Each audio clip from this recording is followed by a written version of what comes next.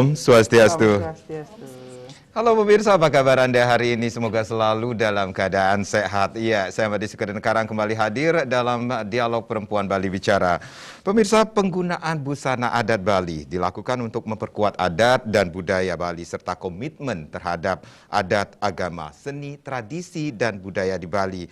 Selain itu, untuk melestarikan kebudayaan Bali dan memperkenalkan kebudayaan Bali ke generasi muda karena kebudayaan Bali akan diwariskan turun-temurun. Nah, ada hubungannya dengan kebudayaan kita hari ini kah di Dialog Perempuan Bali Bicara? Ya, bagaimana penggunaan busana adat Bali menjadi topik kita pada hari ini. Sudah hadir dua perempuan Bali yang sangat luar biasa sekali. Saya berbangga sekali hadir bersama dua perempuan Bali yang begitu concern dengan topik kita hari ini, penggunaan busana adat Bali. Ada Ibu Putri Swastini Koster, beliau merupakan Ketua Tim Penggerak PKK Provinsi Bali. Om Swastiastu, Om Bu Putri. Swastiastu, Made. Apa kabarnya, Bu? Becik. Ada yang baru lagi nih. Iya. Ini kadang Ibu, kadang saya selalu kepo. Bukan apa yang kegiatannya Ibu hari ini, tetapi apa yang akan digunakan Ibu hari ini. Sekarang juga hari ini Ibu baru lagi ini, Bu. Ini bisa diceritakan, Bu? Sebenarnya Ibu tadi kan pakai gunakan. pakaian adat. Nah, pakaian adat itu yang Madi itu kebaya, senteng, kamen. Nah, ketemu Ibu Cok Ratnakora, beliau punya karya. Nah, karyanya ini di bordir. Sebenarnya ini tadi landasannya kain. Nah, di atas kain inilah tenunan-tenunan itu kemudian bisa mengekspresikan tentang seni budaya Bali, tentang alam, tentang kehidupan niki kan enten nak nyun jun diki kan Made lihat itu. Nah, itu jadi sesuatu karya seni menginspirasi alam ini, seni budayanya itu menginspirasi para seniman kita, para kreator kita untuk berkreasi. Nah, ini Ibu dapat begini nih luar biasa. Iya. Ini matching banget, Bu. Terus kemudian Ibu sekarang nih karena kalau di Kranasda terutama Made, nah Ibu itu jadi modelnya IKM UMKM. Ya. Ibu tolong dong dipakai bajunya gitu. Ya, Ibu senang ketika Ibu memakai, masyarakat senang melihatnya lalu menirunya. Nah, kan enak. Sehingga ke depan para perancang busana Bali itu bisa membuat trendsetter. Nah, trennya ke depan bagaimana? Itu harapan ini Ibu. Dia. Ibu makanya Ibu selalu pakai, cocok nggak cocok pakai aja. Tapi narasumber yang satu lagi ini tepuk tangan ketika Ibu mengatakan demikian. Nah, Ibu bisa menjadi trendsetter bagi penggunaan busana adat Bali. Baik, nanti kita akan bahas lagi, Bu, tentang busana adat Bali atau penggunaan busana adat Bali niki Ibu Putri. Siap. Selain Ibu Putri tentunya sudah hadir seorang akademisi, dosen isi dan pasar, ada Dr. Cok Istri Ratna CS, SSN, MSI. Om Swastiastu, Bu Cok. Apa kabarnya, Bu Cok? Baik dan sangat baik. Baik dan sangat baik. Dan baik selalu lagi. sehat. Dan sudah divaksin. Dan sudah. Iya, saya juga sudah loh, Bu. Sudah ya, Made. Dan ini kebetulan, apakah kebetulan atau tidak? Tadi saya begitu datang duluan, saya langsung pakai busana adat Bali yang berwarna hitam. Kemudian tiba-tiba datanglah perempuan Bali, dua perempuan Bali, penggunaannya dengan hitam. Wah, ini kita matching banget nih hari ini. Padahal nggak janjian. Nah, tadi saya sempat mengatakan, Bu Cok, nah ini kita mau datang ke satu acara khusus kah, Bu? Kita pakai hitam-hitam, Bu. Nah, Bu Cok mengatakan, dan Bu Putri kita punya filosofi ya, Ibu. Betul, warna hitam. Ada filosofinya, Bu, kalau kita menggunakan baju-baju hitam kayak gini, Bu. Apa filosofinya, Bu Cok? Hidup dan itu adalah mewakili Dewa Wisnu, Ibu. Iya, warna Jadi hitam itu. ini membangkitkan kita. Jangan kita melihatnya dari sisi psikologi Barat, mungkin lebih ke yang berduka. Tapi kita orang Bali memiliki filosofi yang berbeda, Ibu. Betul. Dan kita ada di hari ini ada seperti itu, Made. Jadi hitam itu warna Wisnu. Wisnu adalah pemelihara kehidupan ini. Jadi ya hitam itu bumi, memberi kehidupan, punya kesetiaan, keteguhan hati, begitu ciri-ciri warna hitam. Makanya ketika orang yang suka sekali pakai warna hitam, tipe-tipenya setia dan teguh hati. Dan saya, Bu. Terima kasih, Bu. Berarti Hari ini saya Dewa Wisnunya dengan dua putri Sri dan Laksmi. Ngaku-ngaku. Made, ntar dulu, ini buatan mana? Nah, itu dia. Ini adalah endak buatan negara Ibu. Ini dari sebuah industri yang namanya Sekar Ngoneng. Sekar Ngoneng. Sekar Ngoneng. Iya, dan ini Bu, ini adalah wastra bebali dari Desa Seraya Timur. Dan Niki usianya udah ratusan tahun. Wow. Jadi ampura, saya ini adalah membawa energi tua yang kiranya Ibu, kita orang-orang Bali itu harus mengingat lagi apa yang dimiliki para leluhur kita, para tetua kita yang sangat luar biasa. Kalau kita menggunakan apa yang Ibu sampaikan tadi itu sendiri, ini akankah bertambah aura kita untuk penampilan mungkin PD kita, Bu? Harusnya ya Ibu ya, harusnya. Karena yang kita miliki ini yang sudah diwariskan itu jangan sampai pudar dan jangan berusaha untuk ditutupi. Tetapi saya melihat gerak Ibu luar biasa loh, Ibu saya yang satu ini yang dengan energinya supaya sekarang nih ada yang bilang pada barat nih, gitu kan semangatnya sama. Ini ibaratnya 24 jam nggak cukup buat ini baterainya akan habis nih dicas terus Ibu kita. Kalau Ibu juga Made, kalau Bu pakai, kalau ini tenganan, gringsing, kalau ini tenun dari Putri Ayu. Niki kan yang dipakai Christian Dior, Ibu. Betul Ibu, betul. Iya, ini yang dipakai oleh Christian Dior. Ini tenunan sempat asli. viral itu ya, Bu ya. Betul. Jadi memakai tenun-tenun tradisional Bali itu kan ditenun oleh tangan-tangan dan jiwa-jiwa yang murni, tulus, ikhlas. Taksunya akan jadi beda.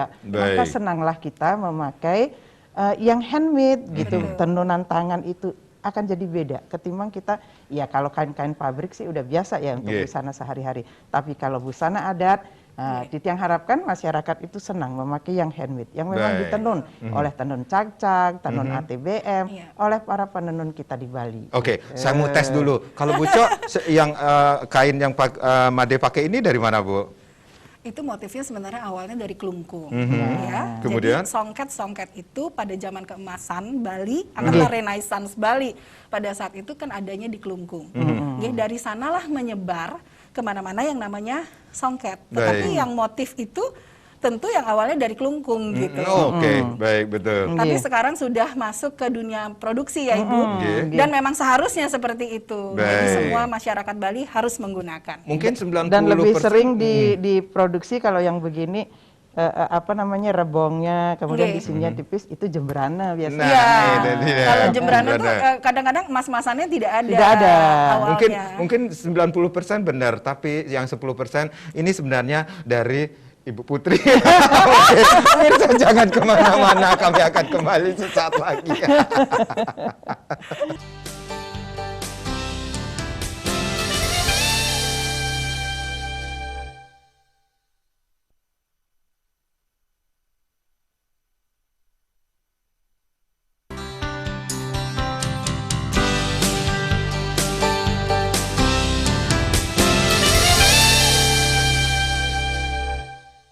Baik, terima kasih Anda yang baru saja bergabung bersama kami Perempuan Bali Bicara. Masih kita akan berbincang-bincang mengenai penggunaan busana adat Bali. Kalau di awal tadi sempat saya mengatakan ini Ibu menggunakan busana apa saja yang khususnya, apalagi kita masih dalam suasana Hari Raya Ibu ya.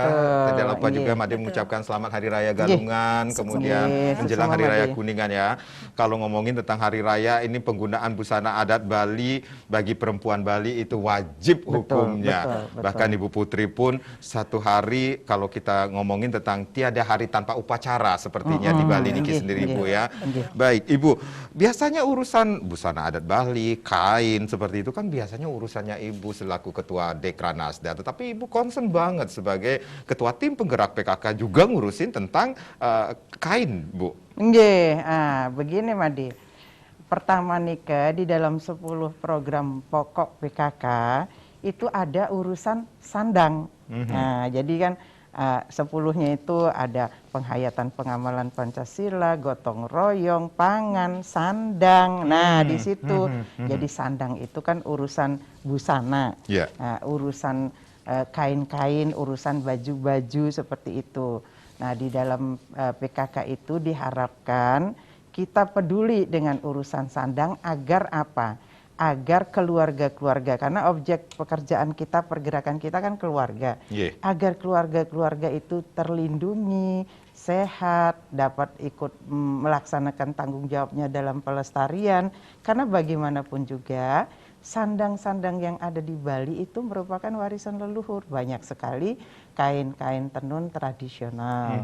Nah, kemudian tugas Ibu berikutnya di Ketua Tim Penggerak PKK bersama pengurus itu adalah sebagai partnernya pemerintah. Jadi 10 program pokok PKK itu akan dikaitkan dengan visi dari Bapak Gubernur. Misi dari Bapak Gubernur dalam hal ini adalah yang dilaksanakan oleh pemerintah Provinsi Bali. Nah, sebagai partnernya tentu ada kerjaan Ibu yang harus Ibu lakukan. Cara Ibu adalah ikut mensosialisasikan kepada masyarakat, ikut menggiliatkan, mengajak masyarakat untuk bersama-sama mewujudkan apa yang menjadi visi, peraturan, aturan itu. Salah satunya sekarang ini kan ada tuh Pergub, gitu, Pergub nomor 79 tahun 2018 tentang penggunaan busana adat Bali itu kan. Nah, tentunya Ibu tanggung jawabnya ikut mensosialisasikan. Yuk kita wujudkan Pergub supaya tidak jadi Pergub saja, karena tugas yang melakukan itu adalah masyarakat. Pemerintah membuat aturannya, masyarakat yang melaksanakannya. Kan begitu hidup kita di dalam bermasyarakat, berbangsa, bernegara. Jangankan kita di rimba raya aja ada hukum rimba. Nah, gitu kan. Di sini juga ada pemerintah lah yang punya tanggung jawab membuat aturan, peraturan, kemudian masyarakat melaksanakan. Jangan sampai terbalik, masyarakat yang ngatur-ngatur, pemerintah disuruh melaksanakan. Wah, iya kan? Nah, jadi ada Pergub ya pemerintah, ya masyarakat harus ikut. Misalnya, kemudian disertai juga ada surat edaran terkait pemakaian kain tenun tradisional setiap hari Selasa untuk pegawai negeri khususnya, kemudian instansi-instansi, itu kelompok-kelompok masyarakat, dan diharapkan juga masyarakat pada hari Selasa ketika melaksanakan kegiatan-kegiatan tertentu, yang punya endek yuk pakai, yang belum boleh beli dulu kan gitu. Ketika kita punya niatan membeli pastinya nanti akan diberikan rezeki kan begitu. Nah, itulah tugas Ibu. Makanya ketika Ibu punya acara mengisi di Perempuan Bali Bicara, ya tentunya akan Ibu sampaikan hal-hal yang sangat penting untuk disampaikan agar masyarakat menjadi paham apa yang harus mereka lakukan terkait dengan pemakaian busana adat Bali. Tentunya di dalamnya, di dalam gerakan kita kelihatannya ringan memang memakai busana adat Bali, tetapi di dalamnya itu ada niatan-niatan luhur mengingatkan masyarakat akan tanggung jawab kita sebagai pelestari dari warisan leluhur, kemudian juga ikut mengembangkan, karena sesuatu hal itu karya-karya tidak berhenti sampai di situ saja. Hal yang harus dilestarikan kita lestarikan, berangkat dari hal yang kita lestarikan terinspirasi kita boleh kembangkan, tetapi jangan sampai menghilangkan warisan leluhur kita ini. Dia harus tetap ada, benang merahnya harus, pergerakannya itu kelihatan dari bagaimana yang diciptakan oleh leluhur kita, kemudian kita mengkreasikan, bahkan kita juga memunculkan inovasi-inovasi baru seperti itu. Nah, harapan Ibu terhadap masyarakat itu kan sekarang yuk ikuti Pergub nomor 79 2018, kemudian surat edaran Gubernur, yaitu tugas kita sebagai masyarakat ikut. Siapa lagi yang melestarikan kalau bukan kita kan?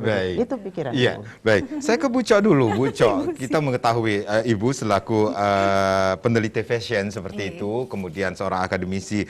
Apa yang Bu Cok bisa sampaikan kepada masyarakat, khususnya masyarakat Bali ini sendiri, agar bisa dikatakan punya satu pemahaman terhadap apa yang sudah dilakukan oleh Gubernur Bali Bapak Wayan Koster ini sendiri dengan peraturan Gubernur 79 2018, kemudian surat edaran nomor 4 tahun 2021 ini sendiri, Bu.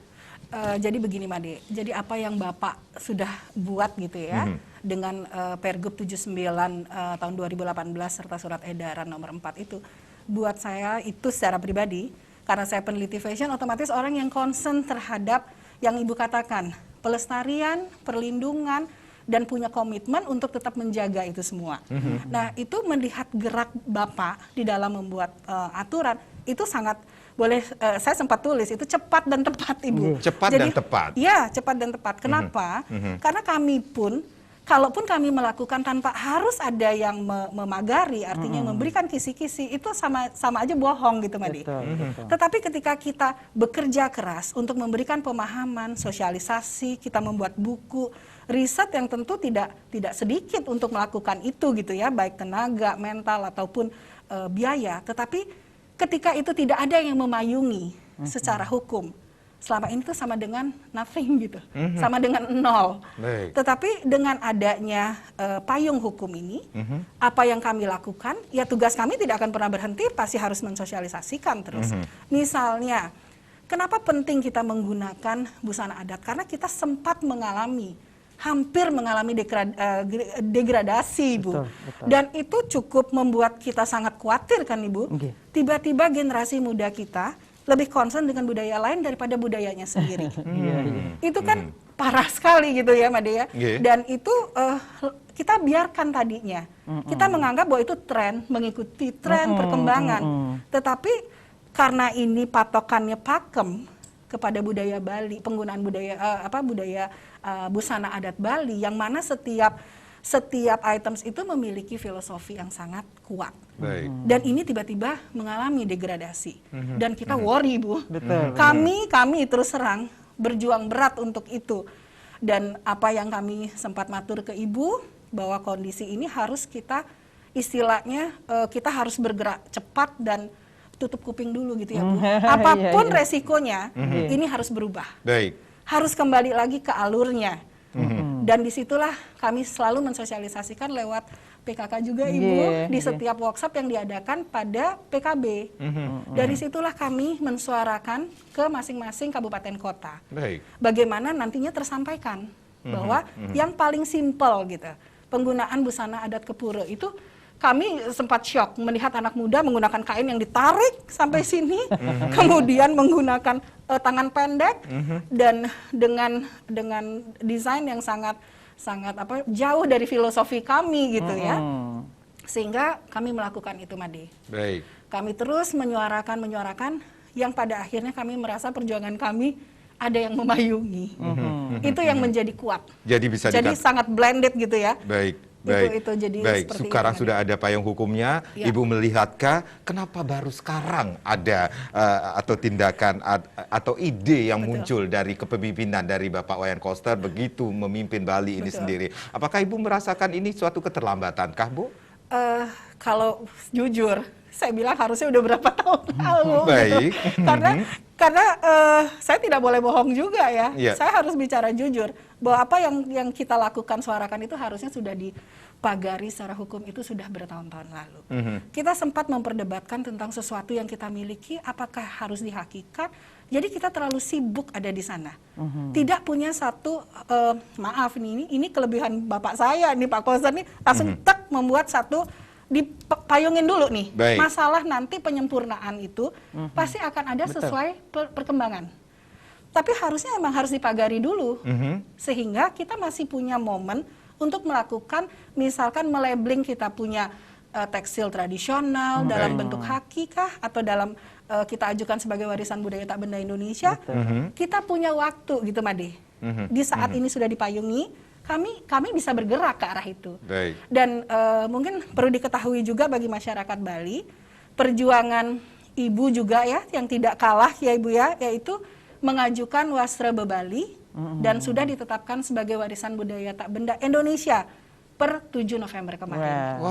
Jadi kemajuan. Ya, itulah yang kami maksud, Ibu. Harus ada dulu payungnya gitu. Sehingga dan itu mudah sudah dilakukan. gitu, Ibu. Sampun. Itu sudah hasil ya, Ibu. Jadi kami juga melapor apa yang Ibu tanamkan. Saya ingat sekali, Ibu, pada waktu pertama kali memimpin kami di Bali, sudah mencari tahu bagaimana peta tekstil tradisional yang ada di Bali.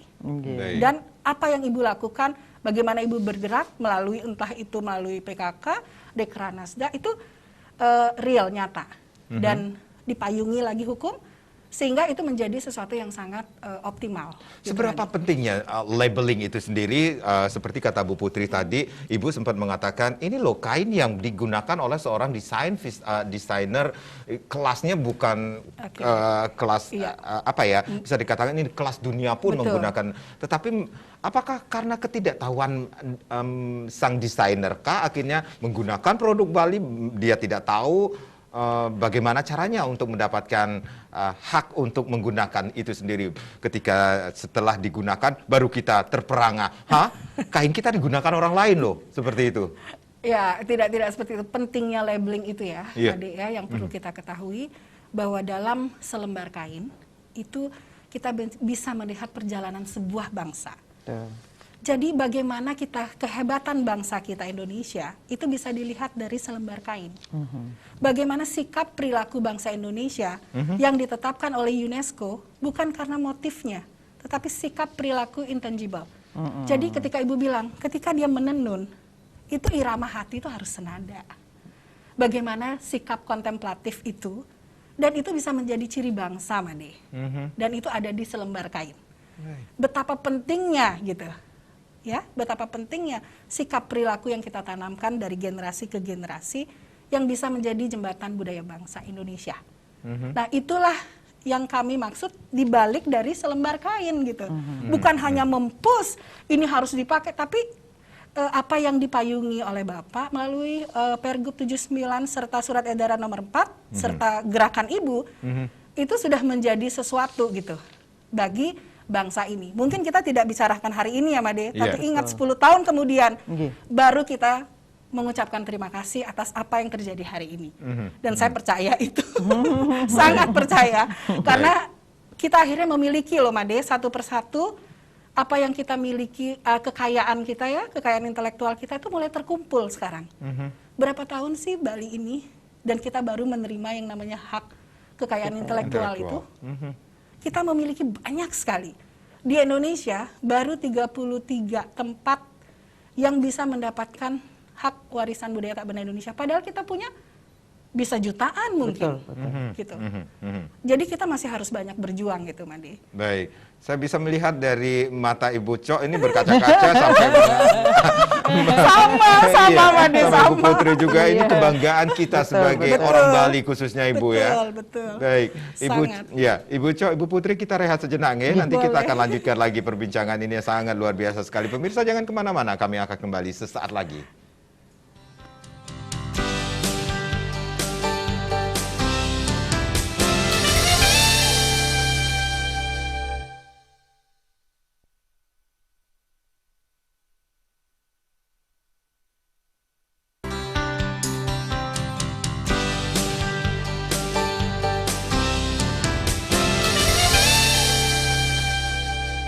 Ya, penggunaan busana adat Bali masih menjadi topik kita di Dialog Perempuan Bali Bicara. Masih bersama Ibu Putri Swastini Koster, beliau merupakan Ketua Tim Penggerak PKK Provinsi Bali, dan Ibu Cok Istri Ratna CS.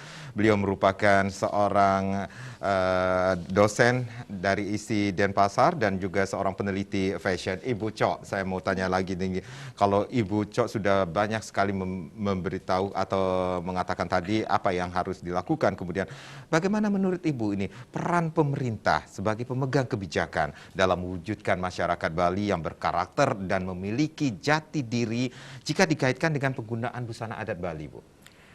Perannya sangat luar biasa pentingnya, karena seperti tadi kita bilang, Made, ini tidak akan bisa bergerak secara optimal ketika masyarakat juga tidak ada yang mengguidance, tidak ada yang memayungi.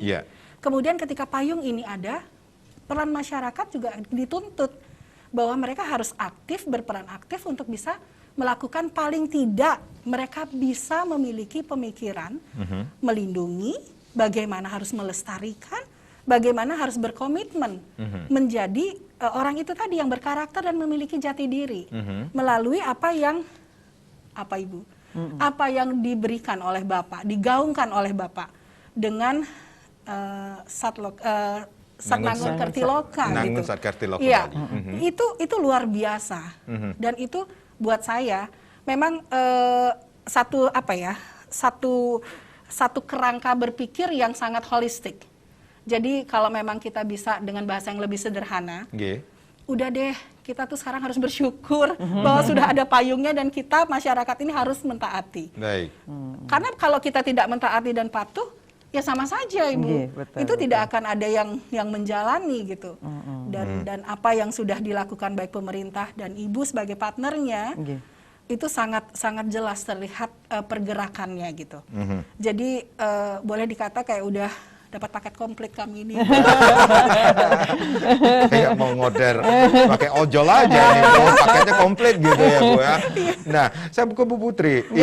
Ibu kan sering sekali, bahkan kalau kita berbicara tentang aktivitas seorang Ibu Putri Koster ini sering menggunakan busana adat Bali, kemudian terjun sebelum pandemi pun sudah terjun ke masyarakat, kemudian sekarang sudah ada payung hukumnya seperti apa yang dikatakan Ibu Cho ini sendiri. Payung hukum sudah ada, masyarakat pun harus mentaati payung hukum tersebut. Tetapi kita tidak boleh berpandangan sebelah mata. Ini masyarakat pasti ada pro, kemudian ada kontraknya juga. Apa sih yang harus dilakukan lagi? Ini banyak aturan seperti itu.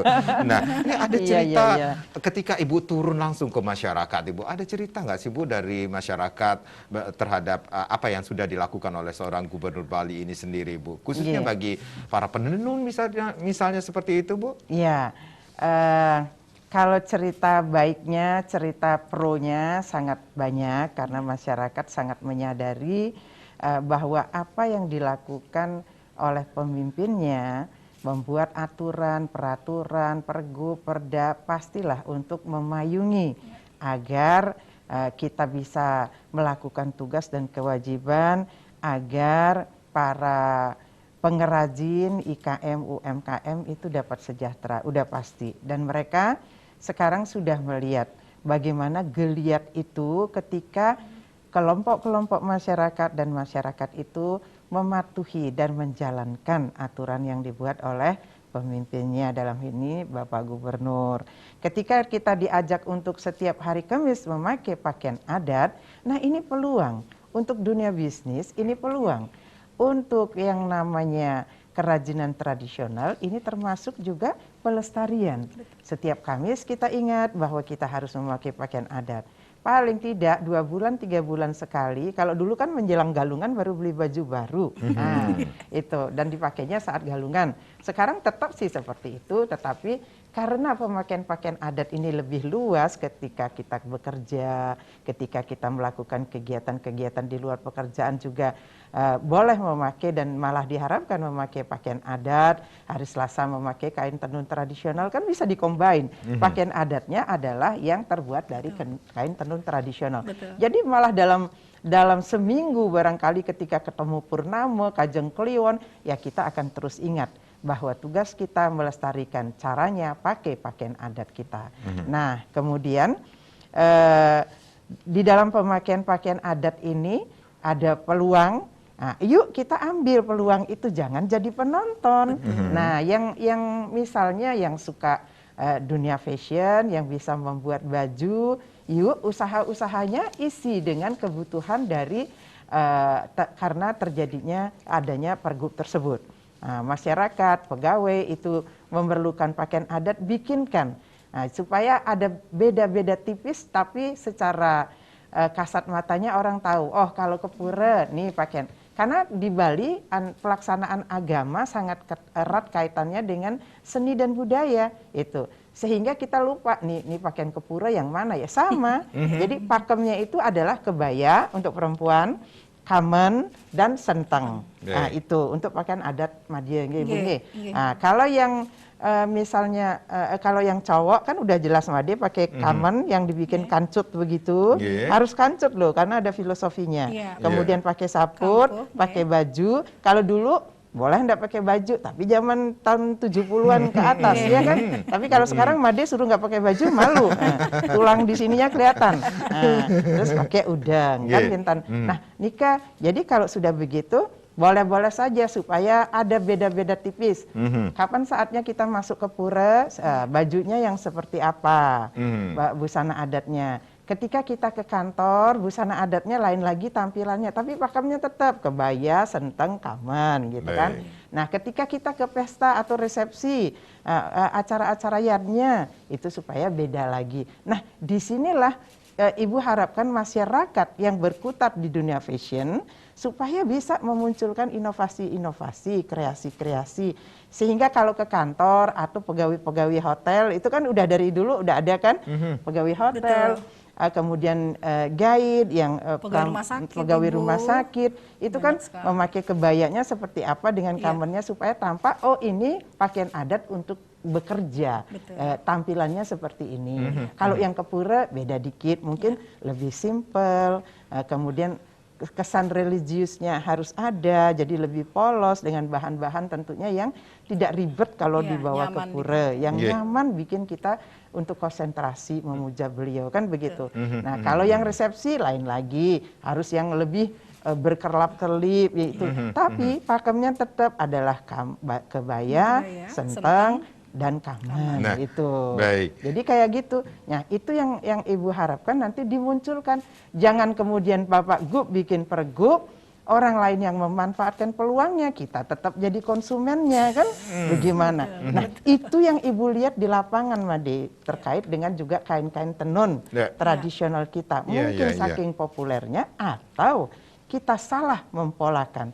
Karena kain tenun kita itu kain limited edition. Jangan dibikin mass product. Nah, kemudian kita bikin seragam yang memerlukan ribuan meter. Nah, karena para pebisnis kita itu masih ilmu manajemennya tradisional banget, ketika pesanan yang beribu-ribu meter ada ke mereka, dia bilang, aduh ampuret yang tidak bisa bikin, gitu kan. Akhirnya saudara kita yang di luar daerah yang bikin. Ketika kain tradisional kita dibuat di luar daerah, artinya apa? Tenaga kerja kita udah nggak terpakai di sini. Nah, kalau itu terus menerus, akhirnya apa? Menimbulkan pengangguran di Bali. Karena kain endak Bali sudah diproduksi di luar Bali. Tapi sialnya lagi udah jatuh ketimpa tangga. Karena kain endak yang diproduksi di luar Bali dibawa lagi ke Bali. Konsumen kita diambil.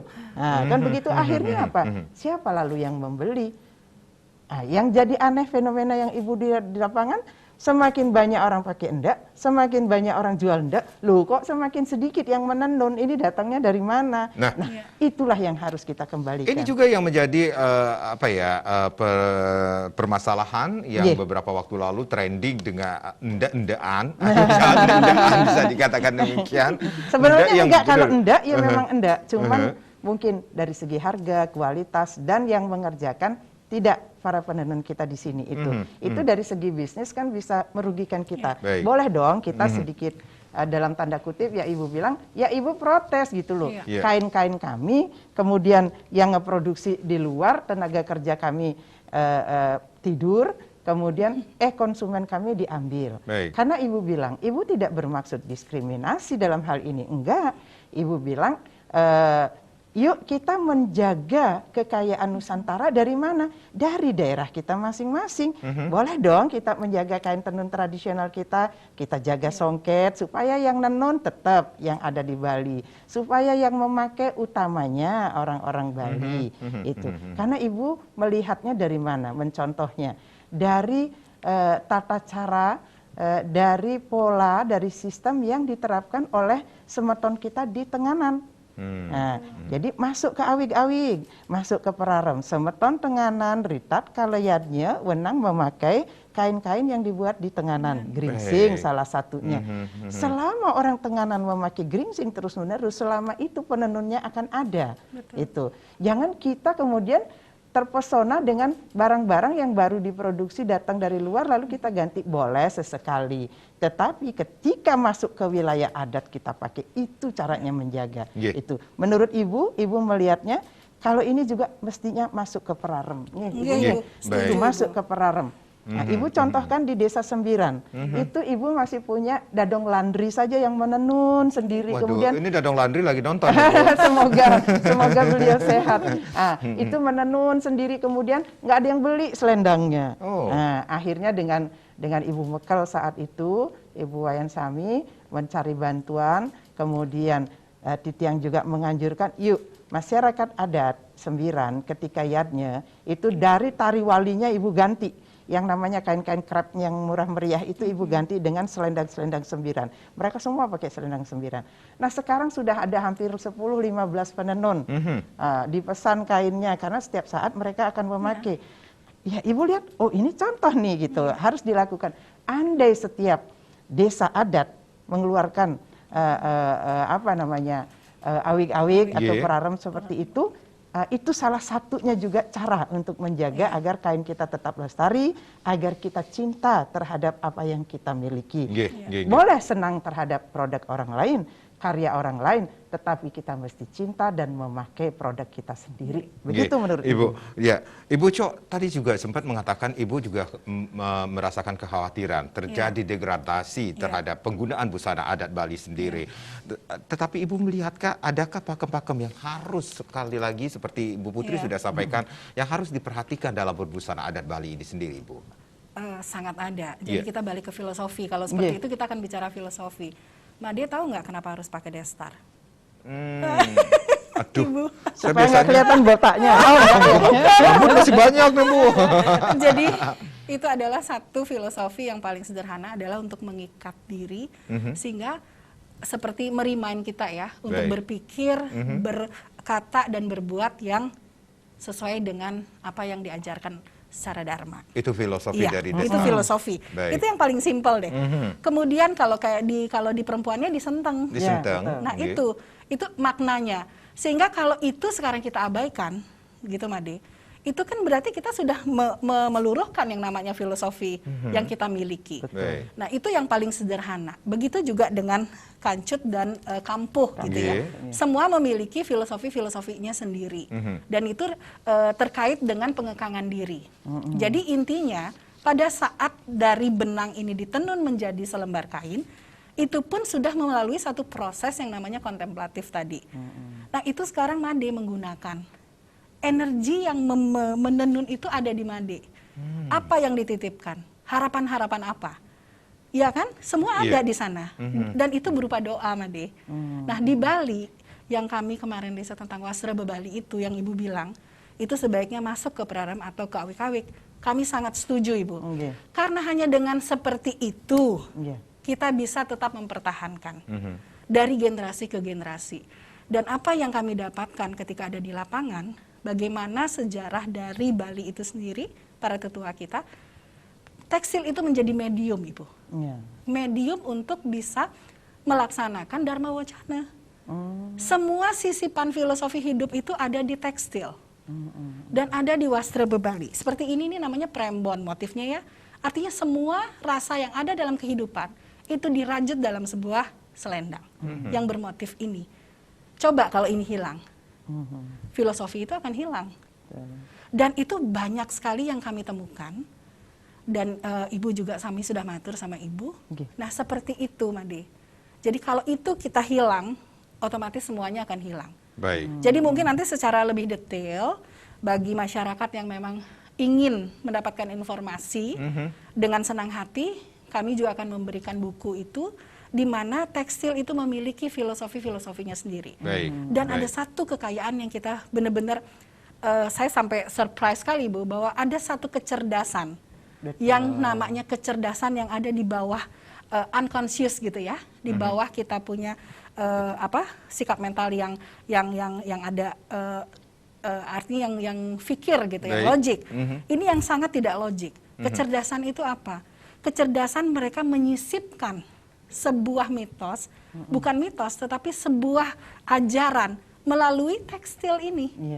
Dan tekstil ini digunakan, Made, dari yang kita tahu dari awal lahir sampai meninggal.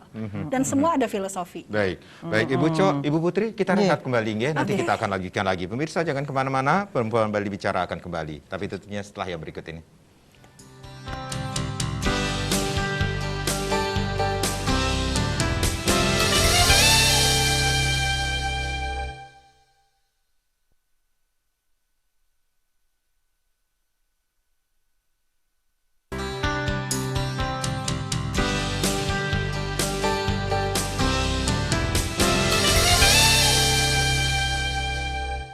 Baik, Perempuan Bali Bicara masih berbicara tentang penggunaan busana adat Bali. Saya ke Bu Cok berbicara tentang filosofi. Adakah kekhawatiran seorang Ibu Cok ini sendiri sebagai seorang peneliti fashion ini sendiri, kemudian filosofi tersebut akan semakin memudar, bahkan bisa menghilang? Sangat, Made, dan ini kita Apa yang menyebabkan nantinya kekhawatiran Ibu? Pasti dengan adanya yang namanya perkembangan zaman. Iya. Kemudian sebenarnya yang kedua itu kita seperti makan buah simalakama sebenarnya, Ibu. Kita punya satu konsep yang namanya Desa Kalapatra. Di situ ada satu ruang yang sangat fleksibel yang boleh dilakukan. Jadi ada di dalam satu lontar misalkan menuliskan bahwa untuk potong gigi harus menggunakan wastra, boleh sekordi, boleh ini, boleh itu, boleh itu. Jadi banyak yang boleh dilakukan dan banyak yang tidak gitu. Tergantung kembali kepada kami, kita-kitanya si pemakai. Nah itu akhirnya kan bisa menjadi bumerang juga, gitu. Kenapa? Karena contohnya sekarang, beli aja deh kain yang sudah ada di pasaran, bahkan print gitu Made. Skordi kuning kotak-kotak itu, sekarang yang print aja deh. Nah seperti itu, sehingga sisipan filosofi itu makin menghilang. Nah seperti Ibu bilang tadi, dengan kita masukkan ke dalam awik-awik, tentu hal-hal yang terkait dengan yang sangat basic gitu ya, atau yang paling esensial itu tidak akan hilang. Contohnya adalah penggunaan busana adat Bali Madya. Itu yang paling sederhana yang kita lihat. Nah, kompleksitas kita itu banyak sekali. Nah, sekarang kita tentu di masing-masing ini akan ada perannya. Ibu berjuang dengan peran ibu, kami pun berjuang dengan peran kami untuk tetap bisa melestarikan itu, menjaga filosofi itu, menjaga ajaran itu.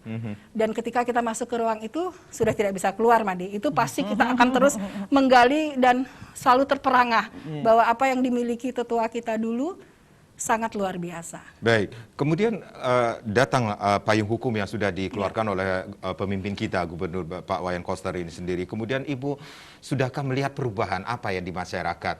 Yang awalnya Ibu cuma merasa mengurut dada, aduh ini kok seperti begini, penggunaan busana adat Bali yang sangat adiluhung, kemudian setelah ada payung hukumnya, adakah Ibu melihat perbedaan saat signifikan. ini? Signifikan. Karena itu tidak selalu kita suka diatur ya, awalnya. Tetapi ketika kita sudah melakukan dan menjadikan itu kebiasaan, itu akan berbeda cara berpikirnya. Tapi kita harus melalui yang seperti tadi Made bilang bahwa akan ada pro kontra. Buat saya itu sesuatu yang normal. Tetapi dengan kita memberlakukan ini dan menjadikan satu kepatuhan, awalnya itu menjadi hal yang tersiksa mungkin, tetapi buat saya itu tidak. Itu akan menjadi satu kebiasaan dan akan menjadi nafas kita lagi. Betul. Ketika itu sudah menjadi nafas kita berirama dengan nafas itu dan semuanya akan terjadi yang namanya kita bisa menjaga budaya bangsa Bali terutama. Baik. Sayang sekali Ibu tidak membawa buku yang Ibu kan ya. Lain waktu ya, Made ya. Kita Ibu bedah buku sama Ibu. Ini sebenarnya inspirasinya dari mana sih Bu sehingga Ibu bisa mengeluarkan buku tersebut, Bu? Awalnya kami justru didirect oleh Dinas Kebudayaan Provinsi Bali untuk mencari sesuatu yang langka. Kemudian Tiang juga sempat matur sama Ibu, bahkan presentasi ya Bu di tempat kerja Ibu, bahwa ini yang kami dapatkan dan kami teruskan, Made. Dan mau percaya mau tidak ya Ibu ya, semua tekstil-tekstil tua yang ratusan tahun itu muncul, Made. Dan kita tiba-tiba sekarang, ini adalah sesuatu yang kita miliki. Dan itu adalah busana adat Bali dalam bentuk yang berbeda, bukan dalam konteks yang keseharian tadi, tapi ada busana-busana adat Bali yang kita seharusnya tahu. Jadi apa itu tekstil yang bagaimana itu mungkin nanti secara khusus harus diliput bersama Ibu. Ibu Putri selaku ketua tim penggerak PKK, tentunya Ibu sudah ada yang dilakukan untuk membuat kesadaran masyarakat. Ayo dong kembali ke pakemnya berbusana adat Bali seperti itu, Ibu. Iya, kan buktinya sekarang kita ngobrol di sini. Nah, caranya salah satu itu sosialisasi. Makanya Ibu bilang penting bicara di radio, bicara di televisi dan media-media yang lain itu. ketika yang lain tidak mengambil peran itu, PKK lah yang mengambil, mensosialisasikan. Seperti sekarang Ibu bicara, berapa juta yang menonton Bali TV, sekian yang akan punya pemahaman bahwa ini tanggung jawab kita bersama. Apa tanggung jawabnya pemerintah? Bikin regulasi, bikin aturan, koridor, pola, dan sistem, sehingga masyarakat bisa masuk ke dalam sistem tersebut.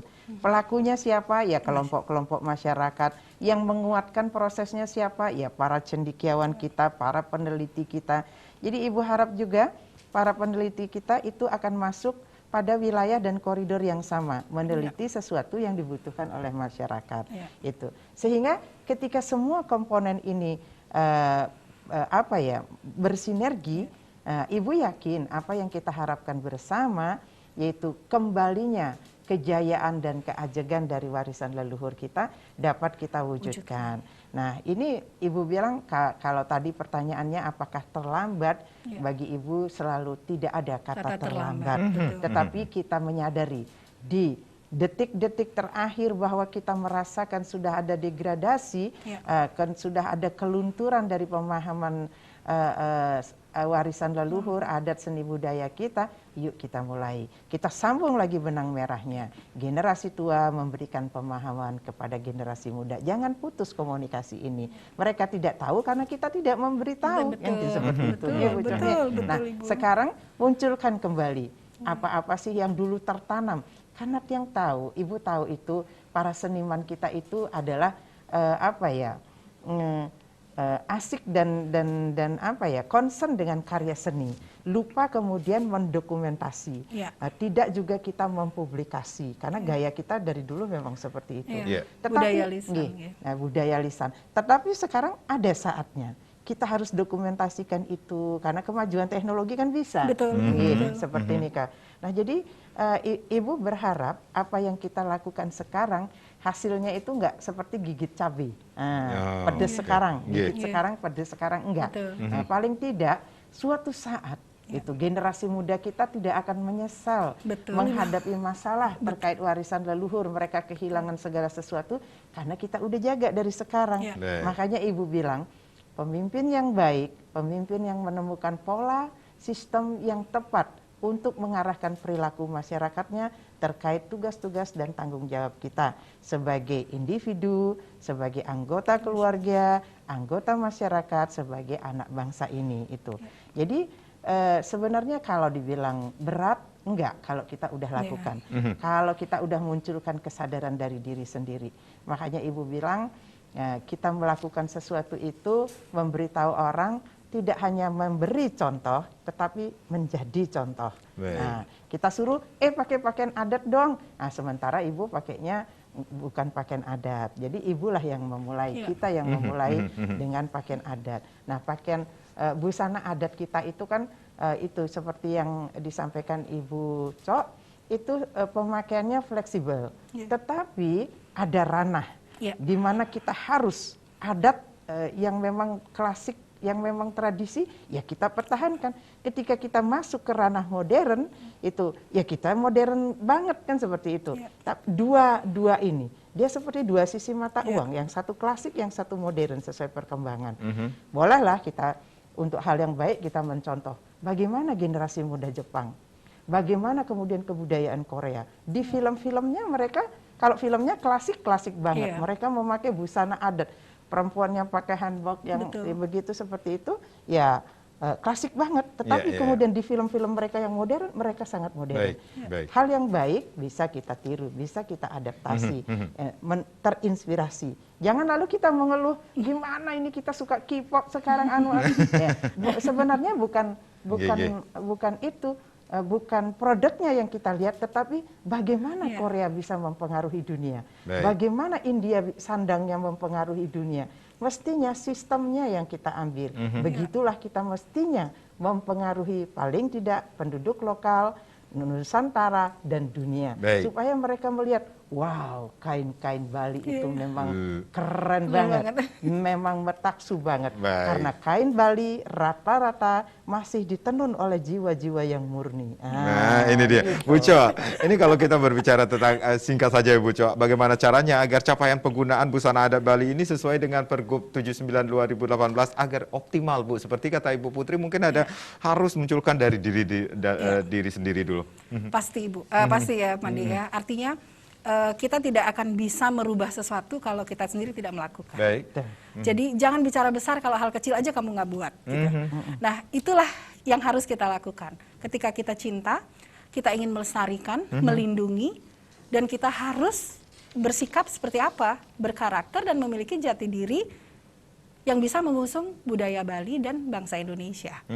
Jadi tidak akan bisa terjadi kalau tidak dimulai dari kita sendiri. Baik. Dan tugas kita adalah menggaungkan yang ada di sekitar kita. Mungkin tugas saya begitu ya Ibu. Jadi sebagai peneliti nanti ya akan mensosialisasikan mungkin secara filosofi apa yang kita miliki, Baik. kenapa bermedium tekstil, Ya. kenapa tekstil yang dipilih, itu kan tidak serta-merta gitu. Karena bisa nggak dibayangkan kalau yang dipilih mediumnya batu, Bu. Kemana-mana mesti bawa batu. Betapa cerdasnya gitu. Itu yang maksud dengan kecerdasan yang tapi yang ada di bawah sadar para tetua kita dulu. Baik. Kita ambil energi itu, kita bawa dalam kekinian. Baik. Ibu Putri ada yang ingin disampaikan kepada pemirsa berkenaan dengan penggunaan busana adat Bali ini sendiri, Bu?